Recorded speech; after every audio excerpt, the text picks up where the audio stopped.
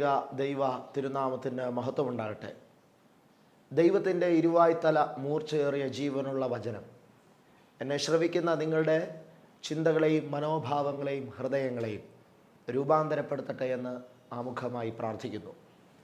ഇന്നത്തെ വചനധ്യാനത്തിനും ചിന്തയ്ക്കുമായി നിങ്ങളുടെ ശ്രദ്ധയിലേക്ക് ക്ഷണിക്കുന്ന വചനഭാഗം വിശുദ്ധ യോഹന്നാൻ്റെ സുവിശേഷം 1-ാം അധ്യായം അതിൻ്റെ 43 മുതൽ 51 വരെയുള്ള തിരുവചന ഭാഗമാണ്. യേശുതമ്പുരാൻ തൻ്റെ ശിഷ്യത്വത്തിലേക്ക് 2 പേരെ വിളിച്ചടുപ്പിക്കുന്ന സംഭവമാണ് ഈ തിരുവചന ഭാഗത്ത് നമുക്ക് കാണുവാൻ സാധിക്കുന്നത്. ആദ്യത്തെ വ്യക്തി ഫിലിപ്പോസ്, രണ്ടാമത്തെ വ്യക്തി നഥാനിയേൽ. ഈ 2 പേരെ ക്രിസ്തു തന്നിലേക്ക് ക്ഷണിക്കുന്ന സംഭവമാണ് നമുക്ക് കാണാൻ സാധിക്കുക. ഒന്നാമത്തെ വ്യക്തിയായ ഫിലിപ്പോസിൻ്റെ അടുക്കൽ യേശു കടന്നു എന്നിട്ട് പറയുന്ന വാക്ക് ശ്രദ്ധിക്കാം. നീ എൻ്റെ പിന്നാലെ വരിക, നീ എൻ്റെ പിന്നാലെ വരിക. 4 വാക്കാണ് യേശു തമ്പുരാൻ ഇവിടെ ഉപയോഗിക്കുന്നത്. നീ എൻ്റെ പിന്നാലെ വരിക. ഈ 4 വാക്ക് കേട്ട ഫിലിപ്പോസിൻ്റെ പ്രതികരണം അത്ഭുതാവഹമാണ് എന്നെ സംബന്ധിച്ചിടത്തോളം. കാരണം ഒരു വ്യക്തി ജീവിതത്തിൻ്റെ ഉത്തരവാദിത്വങ്ങളിലും കുടുംബ പശ്ചാത്തലങ്ങളിലും ജോലി സംബന്ധമായ ഉത്തരവാദിത്വങ്ങളിലും കാര്യമായി നിറഞ്ഞു നിൽക്കുന്ന ഒരു വ്യക്തി, ആ വ്യക്തി തൻ്റെ എല്ലാ ഉത്തരവാദിത്വങ്ങളെയും ജീവിത സാഹചര്യങ്ങളെയും വിട്ട് ഉപേക്ഷിച്ച് യേശുക്രിസ്തുവിനെ അനുഗമിക്കുവാൻ തക്കവണ്ണം ഈ 4 വാക്കിന് കരുത്തുണ്ടോ എന്നതാണ് എൻ്റെ ചോദ്യം, എൻ്റെ ചിന്ത. പ്രിയപ്പെട്ടവരെ, ജീവിതത്തിൻ്റെ സർവ്വ സാഹചര്യങ്ങളെ ഉപേക്ഷിച്ചുകൊണ്ട് താൻ അനുഗമിക്കുകയാണ്. നീ എൻ്റെ പിന്നാലെ വരിക എന്ന് പറഞ്ഞപ്പോൾ, പ്രിയപ്പെട്ടവർ, ഇത് ഈ കാലഘട്ടത്തിൽ ജീവിച്ചിരിക്കുന്ന നമ്മെ സംബന്ധിച്ചിടത്തോളം ചിന്തിക്കാൻ പോലും കഴിയുന്ന കാര്യമാണ്. ഏതെങ്കിലും ഒരു വ്യക്തിയെ അനുഗമിക്കാനായിട്ട് ക്ഷണിച്ചാൽ ആ വ്യക്തി ആരാണ്, ആ വ്യക്തി എന്താണ്, ആ വ്യക്തിയുടെ ജീവിത സാഹചര്യങ്ങൾ എന്താണ്, ആ വ്യക്തിയുടെ സ്വഭാവം എന്താണ്, ആ വ്യക്തിയുടെ മിഷൻ എന്താണ്, ആ വ്യക്തിയുടെ ഒരു മിനിസ്ട്രി എന്താണ്, ഇതെല്ലാം വ്യക്തമായി കൃത്യതയോടെ മനസ്സിലാക്കി അവലോകനം ചെയ്ത് ആ വ്യക്തിയെ അനുഗമിക്കാനാണ് നാം തയ്യാറാവുകയുള്ളൂ.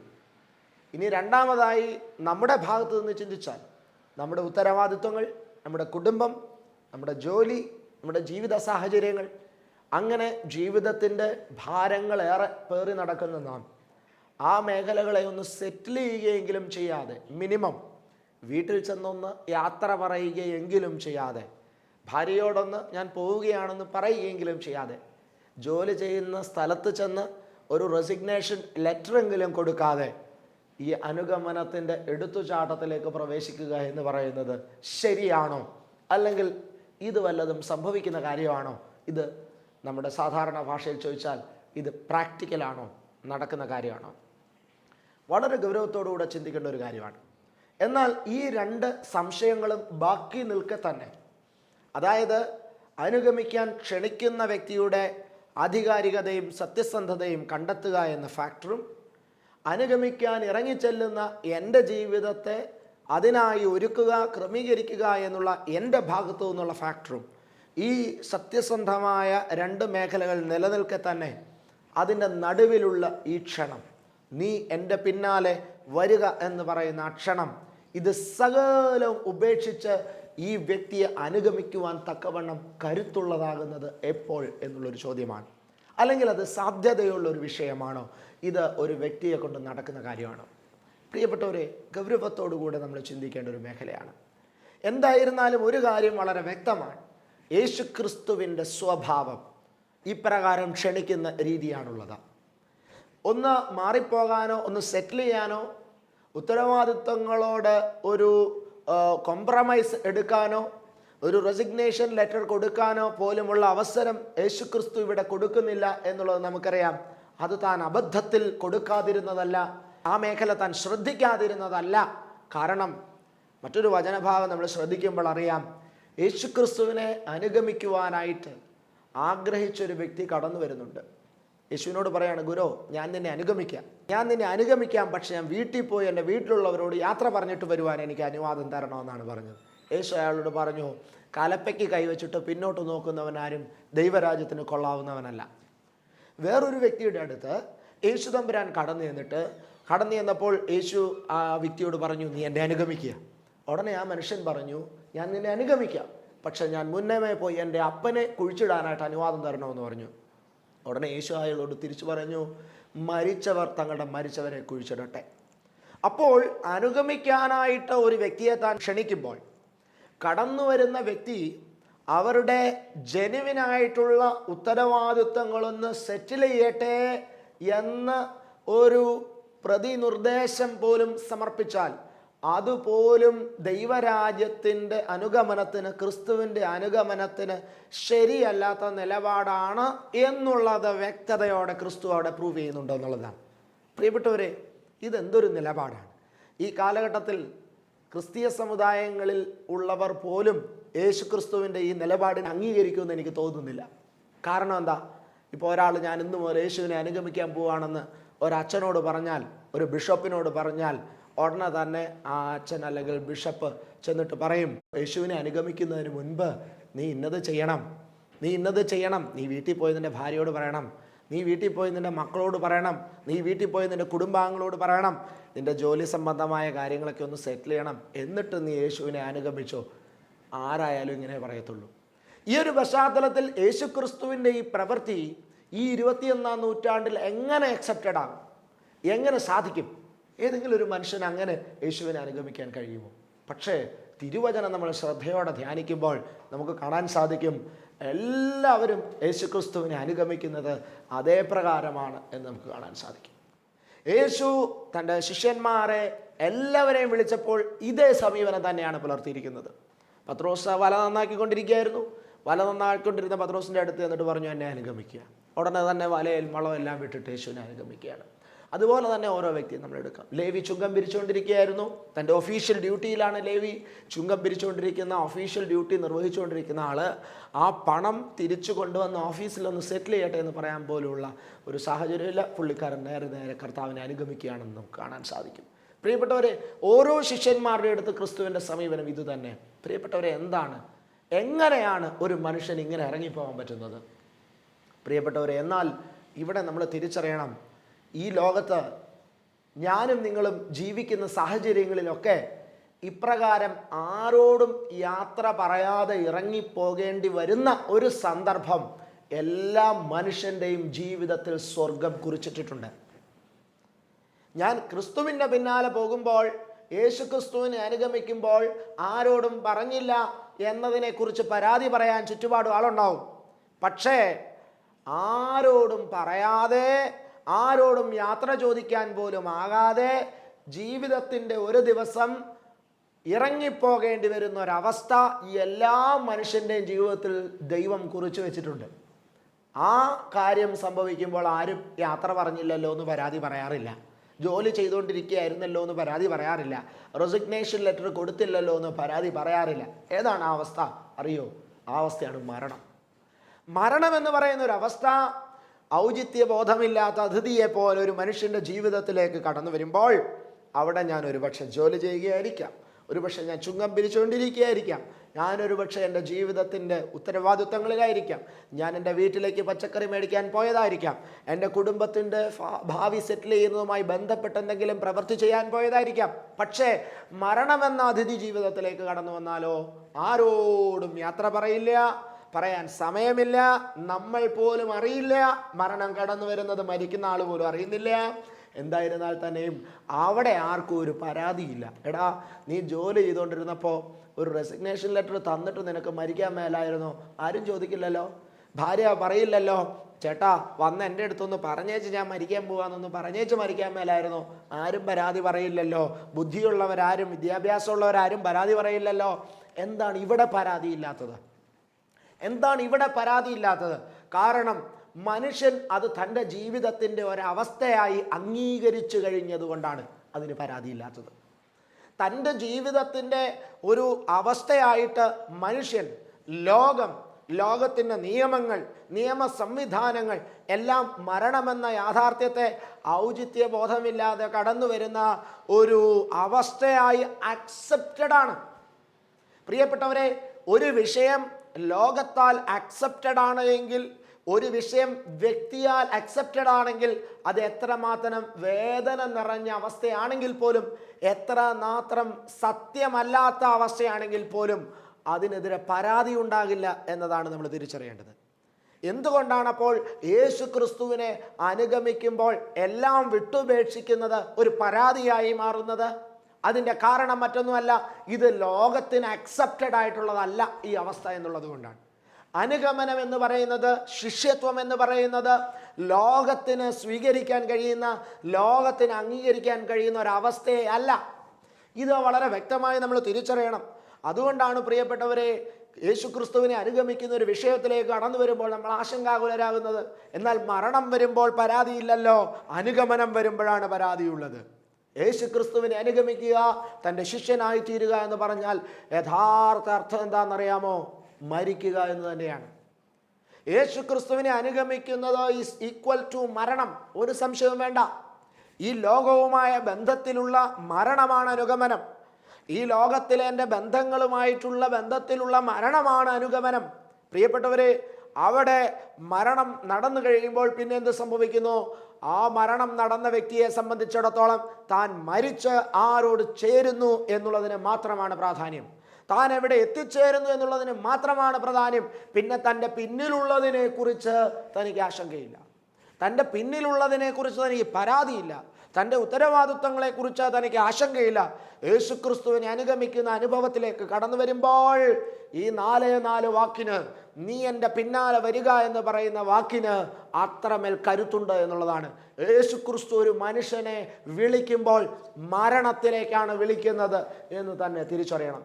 ലോകവുമായിട്ടുള്ള ബന്ധത്തിലുള്ള മരണം, ലോകത്തിൻ്റെ മോഹങ്ങളോടുള്ള മരണം, ലോകത്തിൻ്റെ ഇഷ്ടങ്ങളോടുള്ള മരണം, ലോകത്തിൻ്റെ മാനങ്ങളോടുള്ള മരണം, ഇതെല്ലാമാണ് ക്രിസ്തു ക്ഷണിക്കുന്ന ഒരു വ്യക്തിയുടെ ജീവിതത്തിൽ നിന്ന് താൻ ആഗ്രഹിക്കുന്നത് എന്നുള്ളതാണ്. എന്നാൽ ഇന്ന് ക്രിസ്ത്യാനി എന്ന് പറഞ്ഞു നടക്കുന്ന നാം ഓരോരുത്തരും ഇപ്രകാരം ഒരു മരണം, ക്രിസ്തുവിലൂടെയുള്ള മരണം അല്ലെങ്കിൽ ക്രിസ്തുവിലുള്ള ഒരു മരണം നമ്മൾ സ്വീകരിക്കുന്നുണ്ടോ എന്നുള്ളത് ഗൗരവത്തോടെ പരിശോധിക്കണം. ലോകത്തിൽ നിന്നുള്ള ഒരു മരണം, ലോകവുമായ ബന്ധത്തിലെ മോഹങ്ങളിൽ നിന്നുള്ള ഒരു ഡിറ്റാച്ച്മെൻറ്റ് നമ്മുടെ ജീവിതത്തിൽ നടക്കുന്നുണ്ടോ? ഇല്ല. ബന്ധങ്ങളിൽ നിന്നുള്ളൊരു ഡിറ്റാച്ച്മെൻറ്റ് നമ്മുടെ ജീവിതത്തിൽ നടക്കുന്നുണ്ടോ? ഇല്ല എന്നുള്ളതാണ്. വളരെ ഗൗരവത്തോടുകൂടെ കാണണം എന്നുള്ളതാണ്. രണ്ടാമതായി, യേശുക്രിസ്തുവായിട്ടുള്ള ബന്ധത്തെ കാണുന്നത് ഒരു വിവാഹബന്ധമായിട്ടാണ്. മണവാളനാകുന്ന ക്രിസ്തു, മണവാട്ടിയുമാകുന്ന ഞാനും ഒന്നായി ചേരുന്ന ഒരു അനുഭവമാണ് ക്രിസ്തുവിൻ്റെ ക്ഷണവും ക്രിസ്തുവിനോടുള്ള ഒന്നായി ചേരലും എന്നുള്ളത്. അപ്പോൾ മണവാളനാകുന്ന ക്രിസ്തുവിനോട് മണവാട്ടിയാകുന്ന എനിക്ക് ഒന്നായി ചേരാനായിട്ട് കഴിയണമെങ്കിൽ എന്ത് സംഭവിക്കണം? അവിടെ ഒരു ഡിറ്റാച്ച്മെൻറ്റ് നടന്നേ പറ്റൂ. ഇങ്ങനെയാണ് വിവാഹ കൂദാശയിലെ വായനയിൽ വായിക്കുക. ആകയാൽ ഇവർ രണ്ടുപേരും ഒന്നായി ചേർന്നിരിക്കുന്നു. ദൈവം യോജിപ്പിച്ചതിനെ മനുഷ്യൻ വേർപിരിക്കരുത്. ഇവർ ഇന്നു മുതൽ ഒരു ശരീരമാണെന്ന് പറഞ്ഞിട്ട് പറയുകയാണ്. എന്താണ്? ഇന്നു മുതൽ പുരുഷൻ തൻ്റെ പിതാവിനെയും മാതാവിനെയും വിട്ടുപിരിഞ്ഞ് ഭാര്യയോട് പറ്റിച്ചേരണം. ഇന്നു മുതൽ പുരുഷൻ തൻ്റെ പിതാവിനെയും മാതാവിനെയും വിട്ടുപിരിഞ്ഞ് തൻ്റെ ഭാര്യയോട് പറ്റിച്ചേരണം. അപ്പോൾ വിവാഹ ജീവിതത്തിലേക്ക് കടന്നു വരുമ്പോഴും ഈ ഒരു ഡിറ്റാച്ച്മെൻറ്റിൻ്റെ വചനം വാസ്തവത്തിൽ നമ്മൾ കാണുന്നുണ്ട് വേദപുസ്തകത്തിൽ. അപ്പോൾ മരണത്തിലെ ഡിറ്റാച്ച്മെൻ്റ് ഉണ്ട്, ലോകത്തിലെ സകല ബന്ധങ്ങളുമായിട്ടുള്ള ഡിറ്റാച്ച്മെൻ്റ് ഉണ്ട്. വിവാഹ ജീവിതത്തിലേക്ക് കടന്നു വരുമ്പോഴും ഡിറ്റാച്ച്മെൻറ്റുകൾ ഉണ്ട്. എന്താണ് അവിടുത്തെ ഡിറ്റാച്ച്മെൻ്റ് എന്ന് പറയുന്നത്? അവിടെ ദൈവം കഴിഞ്ഞാലുള്ള അടുത്ത സ്ഥാനം ഭാര്യയ്ക്കായി മാറുന്നു എന്നുള്ളതാണ്. ഒരു മനുഷ്യനെ സംബന്ധിച്ചിടത്തോളം ആ വ്യക്തിക്ക് പ്രഥമ സ്ഥാനം ദൈവത്തിനാകേണ്ടതാണ്. അതാണ് വചനം പറയുന്നത്. ദൈവത്തിനാണ് ഒന്നാം സ്ഥാനം കൊടുക്കേണ്ടത്. രണ്ടാം സ്ഥാനം കൊടുക്കേണ്ടത് നിശ്ചയമായും മാതാപിതാക്കൾക്ക് തന്നെയാണ്. വചനാടിസ്ഥാനത്തിൽ അങ്ങനെയാണ് നമ്മൾ കാണുക. അപ്പനും അമ്മയ്ക്കുമാണ് രണ്ടാം സ്ഥാനം കൊടുക്കേണ്ടത്.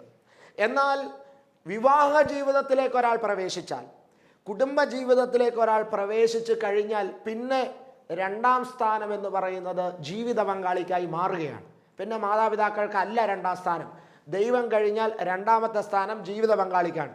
അത് കഴിഞ്ഞ് മൂന്നാമത്തെ സ്ഥാനമാണ് മാതാപിതാക്കൾക്ക്.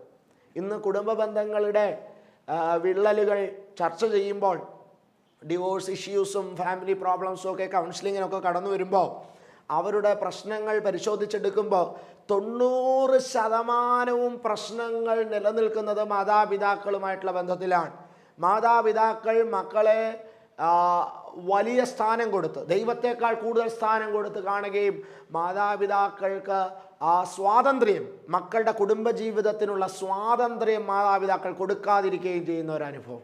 ഇവിടെ കടന്നു വന്നിട്ടുള്ള പല വിഷയങ്ങൾ പരിശോധിക്കുമ്പോൾ, ഫാമിലി ഇഷ്യൂസ് പരിശോധിക്കുമ്പോൾ അതിനകത്തൊക്കെ എനിക്ക് കാണാൻ സാധിച്ചിട്ടുണ്ട്. കല്യാണം കഴിഞ്ഞിട്ട് ഭാര്യയും ഭർത്താവും കൂടെ ഒരു ഔട്ടിങ്ങിന് പോയി കഴിഞ്ഞാൽ, ഭാര്യയും ഭർത്താവും കൂടെ പുറത്ത് പോയി, മൂന്നാറിലെന്തോ അവർ പോയതാണ്, വീട്ടിൽ ഇവിടെ അമ്മ അറ്റാക്കാണെന്ന് പറഞ്ഞ്, നെഞ്ചുവേദനയാണെന്ന് പറഞ്ഞ് ആ ഹണിമൂണിന് പോയ മക്കളെ രണ്ടുപേരെയും തിരിച്ച് വീട്ടിൽ വരുത്തി. എന്താ കാരണം എന്നറിയോ? അമ്മയെ കൊണ്ടുപോയില്ല എന്നുള്ള പരാതിയിൽ. ഭാര്യയും ഭർത്താവും കൂടെ ഒരുമിച്ച് പോകാനായിട്ട് അവർ സമ്മതിക്കുന്നില്ല. എല്ലായിടത്തും അമ്മ കയറണം.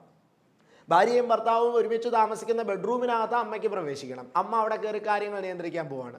ഭാര്യയും ഭർത്താവും തമ്മിലൊരു വഴക്കുണ്ടായി കഴിഞ്ഞാൽ അത് സോൾവ് ചെയ്യാൻ അമ്മ കയറി ചെല്ലുകയാണ്. ഇങ്ങനെയുള്ള അമ്മമാരാണ് പല കുടുംബങ്ങളെയും തകർക്കുന്നത്, ഒരു സംശയമില്ല. കാരണം എന്താണെന്നറിയാമോ? അവർ ചിന്തിക്കുന്നു ദൈവം കഴിഞ്ഞാൽ പിന്നെ അപ്പനും അമ്മയല്ലേ, അത് കഴിഞ്ഞല്ലേ ഭാര്യയുള്ളൂ. അല്ല, ദൈവം കഴിഞ്ഞാൽ പിന്നെ ജീവിത പങ്കാളിയേ ഉള്ളൂ, അത് കഴിഞ്ഞിട്ട് അപ്പനും അമ്മയുള്ളൂ. മൂന്നാം സ്ഥാനത്തേക്ക് മാതാപിതാക്കൾ മാറ്റപ്പെടുന്ന ഒരു അനുഭവമാണ് ദാമ്പത്യ ജീവിതത്തിൽ, കുടുംബജീവിതത്തിൽ കാണാനായിട്ട് സാധിക്കുന്നത് എന്നുള്ളത് നമ്മൾ തിരിച്ചറിയണം. പ്രിയപ്പെട്ടവരെ, ഇവിടെ നമ്മൾ തിരിച്ചറിയുകയാണ്, മാതാപിതാക്കൾ മൂന്നാം സ്ഥാനത്തേക്ക് തള്ളപ്പെടുന്ന ഒരു അനുഭവം പോലെ തന്നെയാണ് ശിഷ്യത്വത്തിലേക്ക് കടന്നു വരുന്ന ഒരു അനുഭവം. ക്രിസ്തുവാകുന്ന മണവാളനുമായി നമ്മൾ വിവാഹം കഴിച്ചാൽ പിന്നെ ഈ മണവാളനാണ് എൻ്റെ ജീവിതത്തിൽ പ്രഥമസ്ഥാനം. ബാക്കിയുള്ളതെല്ലാം പിന്തള്ളപ്പെടുന്ന ഒരു അനുഭവമാണ്, പുറകോട്ട് മാറ്റപ്പെടുന്ന ഒരു അനുഭവമാണ്. പിന്നെ എൻ്റെ ബന്ധങ്ങൾ, എൻ്റെ റിലേഷൻഷിപ്പ് എല്ലാം തന്നെ ക്രിസ്തുവിലൂടെയുള്ള ബന്ധങ്ങളാണ്, ക്രിസ്തുവിലൂടെയുള്ള ബന്ധങ്ങളാണ്. പ്രിയപ്പെട്ടവരെ, ഇതാണ് നമ്മൾ തിരിച്ചറിയേണ്ടത്. യേശു ക്രിസ്തുവിന് ഒന്നാം സ്ഥാനം കൊടുത്തുകൊണ്ടുള്ള ബന്ധങ്ങളിലേക്കാണ് പിന്നെ കുടുംബജീവിതം കടന്നു വരേണ്ടത്. ഞാനിത് പറയുമ്പോൾ നിങ്ങൾ ഓർക്കാം, ഒരുപക്ഷെ സകലതും വിട്ടുപേക്ഷിച്ച് എന്ന് അച്ഛൻ പറയുമ്പോൾ വീടും ഭാര്യയൊക്കെ ഉപേക്ഷിച്ച് ഇറങ്ങണമെന്നാണോ എന്ന്. പ്രിയപ്പെട്ട, എന്നാൽ റിലേഷൻഷിപ്പ് ഒരു പുതിയ തലത്തിലേക്ക് കൺവെർട്ട് ചെയ്യപ്പെടുന്നു എന്നുള്ളതാണ് ഇതിനകത്ത് സത്യം. പുതിയൊരു തലത്തിലേക്ക് റിലേഷൻഷിപ്പ് കൺവേർട്ട് ചെയ്യപ്പെടുന്നു. ഞാൻ എൻ്റെ ക്രിസ്തുവിൻ്റെ മണവാളനായി തീരുമ്പോൾ അവിടെ നിശ്ചയമായും ഡിറ്റാച്ച്മെൻറ്റ്സ് ഉണ്ട്. ലോകത്തോടും ബന്ധങ്ങളോടും എല്ലാ മേഖലകളോടും ഡിറ്റാച്ച്മെൻ്റ് ഉണ്ട് ക്രിസ്തുവിൻ്റെ മണവാട്ടിയായി ഞാൻ രൂപാന്തരപ്പെടുമ്പോൾ. ഇത് തിരിച്ചറിയാനായിട്ട് സാധിക്കണം. ഇപ്രകാരം ഒരു ഇറങ്ങിപ്പോക്കിനുള്ള ഒരു ക്ഷണമാണ് സ്വർഗം നമ്മുടെ മുൻപിൽ വയ്ക്കുന്നത്, ശിഷ്യത്വം നമ്മുടെ മുമ്പിൽ വയ്ക്കുന്നത്. കർത്താവിൻ്റെ ശിഷ്യനായി തന്നെ പിൻപറ്റാൻ ആഗ്രഹിക്കുന്ന ഏതൊരു വ്യക്തിയുടെ ജീവിതത്തിലും യേശു ക്രിസ്തു കഴിഞ്ഞിട്ടേ എനിക്ക് മറ്റെന്തുമുള്ളൂ എന്ന് ചങ്കൂറ്റത്തോടെ തീരുമാനമെടുക്കാനും പ്രഖ്യാപിക്കാനും മനസ്സ് കാണിക്കണമെന്നുള്ളതാണ്. പ്രിയപ്പെട്ടവരെ, ഇത് വളരെ ഗൗരവമുള്ളൊരു വിഷയമാണ്. നമുക്കറിയാം, ഫിലിപ്പോസ് അപ്രകാരം യേശു ക്രിസ്തുവിനെ അനുഗമിച്ചിട്ട് ഫിലിപ്പോസ് യേശുവിൻ്റെ പിന്നാലെ പോയി കഴിഞ്ഞ് ഫിലിപ്പോസ് ഉടനെ തന്നെ ചെയ്ത പ്രവൃത്തി എന്താണെന്നറിയാമോ? താൻ നഥാനിയേലിൻ്റെ അടുത്ത് ചെന്നിട്ട് നഥാനിയേലിനോട് പറയുകയാണ്, ന്യായപ്രമാണത്തിൽ മോശയും പ്രവാചകന്മാരും ആരെക്കുറിച്ചാണ് എഴുതിയിട്ടുള്ളത്? അവൻ യൗസപ്പിൻ്റെ പുത്രനായ നസറത്തുകാരൻ യേശുവാണ് എന്ന് ഞങ്ങൾ കണ്ടെത്തിയിരിക്കുന്നു. കണ്ടോ? അപ്പോൾ നഥാനിയേലിൻ്റെ പ്രതികരണങ്ങളാണ് ശ്രദ്ധേയം. 3 പ്രതികരണങ്ങളിലൂടെ നഥാനിയേൽ കടന്നു വരികയാണ്. ശിഷ്യത്വത്തിലേക്ക് കടന്നു വന്ന ഫിലിപ്പോസിൻ്റെ ക്ഷണം സ്വീകരിച്ച നഥാനിയേലിൻ്റെ 3 റെസ്പോൺസസ് നമുക്ക്, ഞാൻ ആദ്യം പറഞ്ഞ വചനഭാഗത്ത് നമുക്ക് കാണാൻ സാധിക്കുന്നുണ്ട്. 3 പ്രതികരണങ്ങൾ. ഒന്നാമത്തെ പ്രതികരണം ഫിലിപ്പോസിൻ്റെ അടുത്തുള്ള നഥാനിയേലിൻ്റെ പ്രതികരണമാണ്. മറ്റ് 2 പ്രതികരണങ്ങൾ യേശുക്രിസ്തുവിൻ്റെ അടുത്തുള്ള നഥാനിയേലിൻ്റെ പ്രതികരണങ്ങളാണ്. ആ 3 ചോദ്യങ്ങൾ ഏറെ ഗൗരവത്തോടെ ചർച്ച ചെയ്യേണ്ടതാണ്. ഒന്നാമത്തെ ചോദ്യം ഇതാണ് നഥാനിയേലിൻ്റേത്: നസ്രത്തിൽ നിന്ന് വല്ല നന്മയും വരുമോ? അത് ഫിലിപ്പോസിനോടുള്ള പ്രതികരണമാണ്. നസ്രത്തിൽ നിന്ന് വല്ല നന്മയും വരുമോ? വീണ്ടും കുറച്ച് താഴേക്ക് പോകുമ്പോൾ യേശു ക്രിസ്തുവിനോട് ഫിലിപ്പോസ് ചോദിക്കുന്ന 2ാമത്തെ പ്രതികരണം എന്താണെന്നറിയാമോ? നീ എങ്ങനെയാണ് എന്നെ അറിയുന്നത്? നീ എങ്ങനെയാണ് എന്നെ അറിയുന്നത്?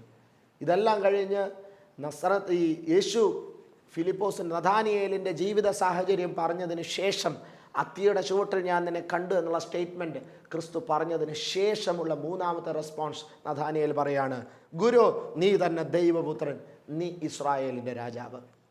കേട്ടോ, 3 പ്രതികരണങ്ങൾ ശ്രദ്ധിക്കാം. 1, നസ്രത്തിൽ നിന്ന് വല്ല നന്മയും വരുമോ? 2, നീ എങ്ങനെയാണ് എന്നെ അറിയുന്നത്? 3, നീ സാക്ഷാൽ ദൈവപുത്രൻ.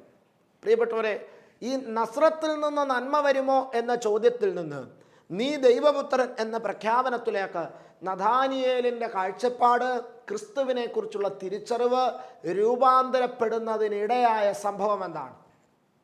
ഒറ്റ സംഭവമുള്ളൂ. യേശു പറഞ്ഞു, നീ അത്തിയുടെ ചുവട്ടിലായിരുന്നപ്പോൾ ഞാൻ നിന്നെ കണ്ടിരുന്നു. എന്താണ് ആ സംഭവം എന്ന് ആർക്കും നിശ്ചയമില്ല. പല വ്യാഖ്യാനങ്ങൾ അതിനെക്കുറിച്ച് പറയുന്നുണ്ട്. അത്തിയുടെ ചുവട്ടിലാണ് യഹൂദന്മാർ പ്രാർത്ഥിക്കുന്നത്, അതുകൊണ്ടാണ് അങ്ങനെ പറയുന്നത്. ചിലർ പറയുന്നുണ്ട് നഥാനിയേൽ പ്രാർത്ഥിച്ചുകൊണ്ടിരുന്നപ്പോൾ എന്തോ ഒരു എക്സ്പീരിയൻസ്, പേഴ്സണൽ എക്സ്പീരിയൻസ് നഥാനിയേലിനെ സംബന്ധിച്ചിടത്തോളം അത്തിയുടെ ചുവട്ടിൽ വെച്ച് ഉണ്ടായിട്ടുണ്ട്. ഈ യേശു ക്രിസ്തുവിനെ നഥാനിയേൽ കാണാൻ പോകുന്നതിനെക്കുറിച്ച് യേശുവിന് ഇത് കിട്ടിയിട്ടുണ്ട്. ചിലർ പറയുന്നുണ്ട്, നമുക്കറിയാം യേശുവിൻ്റെ ക്രൂശുമരണ സമയത്തേക്ക് കടന്നു വരുമ്പോൾ ഈ നഥാനിയേലിനെ നമ്മൾ അവിടെ കാണുന്നുണ്ട്. അപ്പോൾ ആ വിഷയത്തെക്കുറിച്ച് ക്രിസ്തു ബോധ്യം കൊടുത്തിട്ട് ഇങ്ങനെ പല പല വ്യാഖ്യാനങ്ങൾ നമുക്ക് ചുറ്റുപാടുകളിലും കാണാൻ സാധിക്കും ഈ വിഷയത്തിൽ. പക്ഷെ വചനത്തിൽ ഇതൊന്നും പറയുന്നില്ല. വചനം ഇത്രേ പറയുന്നുള്ളൂ, യേശു പറയുന്നു, നീ അത്തിയുടെ ചുവട്ടിലായിരുന്നപ്പോൾ ഞാൻ നിന്നെ കണ്ടിരുന്നു, അത്രേ പറയുന്നുള്ളൂ. പക്ഷേ ആ ഒരൊറ്റ വാക്ക് നഥാനിയേലിൻ്റെ ജീവിതത്തെ തിരിച്ചു. ശ്രദ്ധിക്കുക, ഈ നഥാനിയേൽ ഒരു പാപിയായ മനുഷ്യനായിരുന്നില്ല എന്നുള്ളതാണ് ശ്രദ്ധിക്കേണ്ടത്. ഈ നഥാനിയേൽ ഒരു പാപിയോ അശുദ്ധനായ മനുഷ്യനായിരുന്നില്ല. ഈ നഥാനിയേൽ ഒരു ഭക്തനായ മനുഷ്യനായിരുന്നു. നഥാനിയേൽ ഭക്തനായിരുന്നു എന്ന് നഥാനിയേലിനെ കുറിച്ച് യേശുക്രിസ്തു തന്നെ സാക്ഷ്യപ്പെടുത്തുന്നുണ്ട്. യേശുക്രിസ്തു എന്താ നഥാനിയെ കുറിച്ച് പറയുന്നത്? നീ സാക്ഷാൽ ഇസ്രായേലിൻ, നിന്നിൽ കപടമില്ല. അപ്പോൾ കാപട്യമില്ലാത്ത ഒരു സാക്ഷാൽ ഇസ്രായേലിനാണ് നഥാനിയേൽ എന്ന് യേശുക്രിസ്തു തന്നെ നഥാനിയേലിനെ കുറിച്ച് സാക്ഷ്യം പറഞ്ഞിട്ട് പോലും നഥാനിയേൽ ചോദിക്കുകയാണ്, നീ എങ്ങനെയാണ് എന്നെ അറിയുന്നത്? അവിടെയും നഥാനിയേൽ യേശുക്രിസ്തുവിനെ തിരിച്ചറിഞ്ഞില്ല. അപ്പോൾ ഒരു നല്ല മനുഷ്യനായി ജീവിക്കുന്നത് കൊണ്ട് മാത്രം ആ വ്യക്തി ക്രിസ്തുവിലാകുന്നു എന്ന് പറയാൻ പറ്റില്ല. അതാണ് ഞാൻ പറഞ്ഞു വരുന്നത്. നഥാനിയേൽ നല്ല മനുഷ്യനായിരുന്നു, കാപട്യമില്ലാത്ത മനുഷ്യനായിരുന്നു, ഭക്തനായിരുന്നു, പ്രാർത്ഥനക്കാരനായിരുന്നു, സാക്ഷാൽ ഇസ്രായേലിനായിരുന്നു, നിയമങ്ങൾ പാലിക്കുന്നവനായിരുന്നു. പക്ഷേ യേശുക്രിസ്തുവിനെ കുറിച്ച് കേട്ടപ്പോൾ മുൻവിധി വന്നു, നസ്രത്തിൽ നിന്ന് നന്മ വരുമോ? യേശുക്രിസ്തു സാക്ഷാൽ ഇസ്രായേലിനെന്ന് കോംപ്ലിമെന്റ് കൊടുത്തപ്പോൾ ചോദിച്ചു, നീ എങ്ങനെയാണ് അറിയുന്നത്? കണ്ടോ, അപ്പോൾ ഒരുവൻ നല്ലവനായിരുന്നത് കൊണ്ട് മാത്രം അവൻ യേശുവിനെ അറിയണമെന്നില്ല. ശ്രദ്ധിക്കണം, ഇത് വളരെ ഗൗരവമുള്ളൊരു പോയിന്റാണ്. ഇന്നത്തെ ഒരു ആത്മീക ചിന്ത, ഒരു ഭക്തി ജീവിതത്തെക്കുറിച്ചുള്ള ഒരു പ്രാഥമിക ചിന്ത ഇതാണ്: നീ ഒരു ഭക്തനായിരുന്നാൽ മതി, നിന്നെ ദൈവത്തിന് അറിയാം. നീ ഒരു നീ ഒരു നന്നായിട്ട് ജീവിച്ചാൽ മതി. വർക്ക് ഈസ് വർഷിപ്പ് എന്നൊക്കെ പറയുന്ന സ്റ്റേറ്റ്മെൻറ്റ്സ് നമുക്ക് ചുറ്റും കാണുന്നുണ്ട്. അത് നീ നന്നായിട്ട് ജോലി ചെയ്ത് ജീവിച്ചാൽ മതി, അതാണ് ഏറ്റവും വലിയ ആരാധന. നീ മറ്റുള്ളവനെ ഉപദ്രവിക്കുകയൊന്നും ചെയ്യാതെ ജീവിച്ചാൽ മതി, അവനവൻ്റെ കാര്യം നോക്കി ജീവിച്ചാൽ മതി, നീ ആത്മീയനാ. നോ, അവനവൻ്റെ കാര്യം നോക്കി ജീവിച്ചതുകൊണ്ടും നന്മ മാത്രം പ്രവർത്തിച്ച് ജീവിച്ചതുകൊണ്ടും അയാൾക്കൊരു ഭക്തനാകാം, അയാൾക്കൊരു നല്ലവനാകാം, പ്രശ്നമൊന്നുമില്ല. പക്ഷെ യേശുക്രിസ്തുവിനെ അറിയണമെങ്കിൽ അതുകൊണ്ട് സാധിക്കത്തില്ല. നഥാനിയേൽ കാപട്യമില്ലാത്തവനും നല്ലവനുമായിരുന്നിട്ടും യേശുക്രിസ്തുവിനെ കണ്ടിട്ട് പോലും തിരിച്ചറിയാൻ പറ്റിയില്ല. നീ എങ്ങനെയാണ് അറിയുന്നത്? അവസാനം നഥാനിയേൽ തന്നെ തിരിച്ചറിയുന്നതിന് വേണ്ടി ഒരു പേഴ്സണൽ എക്സ്പീരിയൻസ് ക്രിസ്തുവിന് ഷെയർ ചെയ്യേണ്ടി വന്നു. നഥാനിയേലിൻ്റെ ലൈഫുമായി ബന്ധപ്പെട്ട അത്തിയുടെ ചുവട്ടിൽ വെച്ച് സംഭവിച്ച വിഷയത്തെക്കുറിച്ച്. ആ വിഷയം ഉന്നയിച്ചപ്പോൾ നഥാനിയേൽ പറയുന്നുണ്ടോ, നീ ദൈവപുത്രനാണ്. പക്ഷേ ആ അറിവ് പോലും അപൂർണമാണെന്ന് ക്രിസ്തു പിന്നീട് നഥാനിയേലിനോട് തൊട്ടടുത്ത വാക്യത്തിൽ പറയാണ്. നീ ഇപ്പം പറയുന്നുണ്ട് നീ ദൈവപുത്രനാണെന്നൊക്കെ, പക്ഷേ എന്തുകൊണ്ടാണ് നീ പറയുന്നതെന്നറിയാമോ? ആ ഇൻസിഡൻറ്റ് ഞാൻ പറഞ്ഞതുകൊണ്ടാണ് നീ പറയുന്നത്. നീ അത്തിയുടെ ചുവട്ടിലായിരുന്നപ്പോൾ ഞാൻ നിന്നെ കണ്ടിരുന്നു എന്ന വാക്ക് ഞാൻ പറഞ്ഞത് കൊണ്ടാണ് നീ ഇപ്പോൾ പറയുന്നത് നീ ദൈവപുത്രനാണെന്ന്. കണ്ടോ, അവിടെയും ഒരു പെർട്ടിക്കുലർ ഇൻസിഡൻറ്റ് വിശ്വാസത്തിൻ്റെ ആധാരമായി കാണുന്നതിനെ ക്രിസ്തു എതിർക്കുകയാണ്. അതൊരു താൽക്കാലികമാണ്, ഒരു ടെമ്പററി ആയിട്ടുള്ള തിരിച്ചറിവാണ്. ഒരു പെർട്ടിക്കുലർ ഇൻസിഡൻറ്റിൻ്റെ അടിസ്ഥാനത്തിൽ ദൈവത്തിലുള്ള ഫെയ്ത്ത് ഞാൻ പ്രഖ്യാപിക്കുന്നത് ടെമ്പററിയാണ്. എന്നാൽ ഫെയ്ത്ത് എന്ന് പറയുന്നത് ഏതെങ്കിലും ഒരു പ്രത്യേക എക്സ്പീരിയൻസിൻ്റെ അടിസ്ഥാനത്തിൽ മാത്രം രൂപപ്പെടേണ്ടതല്ല. ഒരു സ്പെഷ്യൽ എക്സ്പീരിയൻസ് എന്ന് പറയുന്നത് വിശ്വാസത്തിലേക്കുള്ള വാതിലായിരിക്കാം. ഇപ്പോൾ നമുക്കറിയാം, രോഗസൗഖ്യങ്ങളൊക്കെ ഒത്തിരി നമ്മുടെ ചുറ്റും നടക്കുന്നുണ്ട്. രോഗസൗഖ്യങ്ങൾ എന്ന് പറയുന്നത് വിശ്വാസത്തിലേക്കുള്ള എൻട്രി ആയിരിക്കാം. പക്ഷെ ദൈവം നിന്റെ രോഗം സുഖപ്പെടുത്തി എന്നതുകൊണ്ട് നീ വിശ്വാസിയാണെന്ന് പറയാൻ പറ്റത്തില്ല. യേശു അവസാനം പറഞ്ഞു നിർത്തുന്നത് എന്താ? സത്യമായും സത്യമായും ഞാൻ നിന്നോട് പറയുന്നു, സ്വർഗം തുറന്നിരിക്കുന്നതും ദൈവദൂതന്മാർ മനുഷ്യപുത്രൻ്റെ അടുത്ത് കയറുകയും ഇറങ്ങുകയും ചെയ്യുന്നത് ഇനി നിങ്ങൾ കാണും. ഇനി നിങ്ങൾ കാണും. ഇനി എന്ന് പറയുന്ന ആ വാക്കിൻ്റെ അർത്ഥം എന്താ? വളരെ ഗൗരവത്തോടെ കാണേണ്ടത്. ഇനി നിങ്ങൾ കാണും. എന്താണ് ആ വാക്കിൻ്റെ അർത്ഥം? കാരണം ഇതുവരെ അത് കാണാൻ പറ്റത്തില്ല. യേശുക്രിസ്തുവിനെ അനുഗമിക്കുന്ന അനുഭവത്തിലേക്ക് കടന്നു വരാത്ത ഒരു വ്യക്തിക്കും ഇത് കാണാൻ പറ്റത്തില്ല. ഏത്? സ്വർഗം കാണാൻ പറ്റത്തില്ല, സ്വർഗത്തിൽ മാലാഖമാർ കയറുന്നു ഇറങ്ങുന്നതും കാണാൻ പറ്റത്തില്ല എന്ന് പറഞ്ഞാൽ അതിൻ്റെ അർത്ഥം എന്താ? നിത്യതയിൽ എത്താൻ പറ്റത്തില്ല എന്ന് തന്നെ അർത്ഥം. നല്ലവനായിരുന്നു നഥാനിയേൽ, കാപട്യമില്ലാത്തവനായിരുന്നു നഥാനിയേൽ. പക്ഷേ വിശ്വാസം, രൂഢമൂലമായ വിശ്വാസം, ഹൃദയത്തിൻ്റെ അടിത്തട്ടിൽ ഉറപ്പിക്കപ്പെട്ട വിശ്വാസം ഇല്ലാത്ത ഒരു വ്യക്തിക്ക് ആ വിശ്വാസത്തിലൂടെ ക്രിസ്തു ശിഷ്യത്വത്തിൻ്റെ തലത്തിലേക്ക് കടന്നു വന്ന യേശുക്രിസ്തുവിൻ്റെ ശിഷ്യനായി നിലനിൽക്കുന്ന വിശ്വാസത്തിൽ, ഏതെങ്കിലും ഒരു പെർട്ടിക്കുലർ ഇൻസിഡൻറ്റിൻ്റെ അടിസ്ഥാനത്തിൽ രൂപപ്പെട്ട വിശ്വാസമല്ല, നിലനിൽക്കുന്ന അടിസ്ഥാന വിശ്വാസത്തിൽ യേശുക്രിസ്തുവിനെ അനുഗമിച്ച് ജീവിക്കുന്ന ഒരു ശിഷ്യന് മാത്രമാണ് സ്വർഗരാജ്യത്തിൽ പ്രവേശിക്കാൻ പറ്റത്തുള്ളൂ, സ്വർഗം കാണാൻ പറ്റത്തുള്ളൂ. അസന്നിഗ്ധമായ യേശു തമ്പുരാൻ പ്രഖ്യാപിക്കുകയാണ് ഈ ഒരു യാഥാർത്ഥ്യം എന്നുള്ളത്. പ്രിയപ്പെട്ടവരെ, വാസ്തവത്തിൽ നമ്മുടെ ഹൃദയം തകർക്കേണ്ട ഒരു ചിന്തയാണ്, തിരിച്ചറിവാണിത്. അതെ, നല്ലവനായിരുന്നിട്ട് മാത്രം കാര്യമില്ല. ക്രിസ്തീയതയുടെ ബന്ധത്തിൽ നല്ലവനായിക്കോ, നിൻ്റെ ചുറ്റുപാടുള്ളവർക്ക് ഗുണമുണ്ടാവും. പക്ഷേ ഞാൻ നല്ലവനായതുകൊണ്ട് സ്വർഗം കാണാൻ പറ്റുമെന്ന് പ്രതീക്ഷിക്കേണ്ട. സ്വർഗം കാണണമെങ്കിൽ തന്നെ അനുഗമിക്കണം, തൻ്റെ ശിഷ്യനായി മാറണം. നിത്യത സ്വന്തമാക്കാൻ ദൈവത്തിൻ്റെ പരിശുദ്ധാത്മാവ് നഥാനിയേലിനെ, ഫിലിപ്പോസിനെ വിളിച്ചതുപോലെ ശിഷ്യത്വത്തിലേക്ക് നിങ്ങളെയും ക്ഷണിക്കട്ടെ എന്ന് ആശംസിച്ചുകൊണ്ട് എൻ്റെ വാക്കുകൾ അവസാനിപ്പിക്കുന്നു. പ്രാർത്ഥിക്കാം. കരുണാസമ്പന്നനായ തമ്പുരാനെ, ഫിലിപ്പോസിനെ നഥാനിയേലിനെ വിളിച്ചവനെ, നീ എൻ്റെ പിന്നാലെ വരിക എന്ന 4 വാക്കുകൊണ്ട് സർവത്തോടും ഡിറ്റാച്ച്മെൻറ്റ് സ്വീകരിച്ച് അങ്ങയുടെ പിന്നാലെ ഇറങ്ങിപ്പോകാൻ ചങ്കൂറ്റം കാണിച്ച ശിഷ്യന്മാരുടെ മനസ്ഥിതി ഞങ്ങൾക്ക് നൽകണമേ. ഒരു മരണമാണ് ശിഷ്യത്വത്തിലേക്കുള്ള വിളിയെന്ന് തിരിച്ചറിഞ്ഞ് ജീവിപ്പാൻ ഞങ്ങളെ ഒരുക്കണമേ. പരിശുദ്ധ മാതാവേ, വിശുദ്ധന്മാരെ പ്രാർത്ഥിക്കണമേ. പിതാവിൻ്റെയും പുത്രൻ്റെയും പരിശുദ്ധാത്മാവിൻ്റെ നാമത്തിൽ തന്നെ. ആമേൻ.